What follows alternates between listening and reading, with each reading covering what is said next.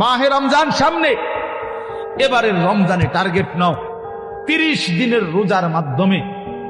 দিল থেকে আল্লাহর কাছে এইভাবে 30টা দিন হাতে গুনে তুমি আল্লাহর সাথে ওয়াদাবদ্ধ হও যে আল্লাহ 30 দিন আমি রোজা রাখবো। এবং যৌন চাহিদা, লজ্জাস্থানের চাহিদা, অশ্লীলতা, বেহায়াপনা, নর্তকী, নাচ গান, উলঙ্গ ছবি দেখা,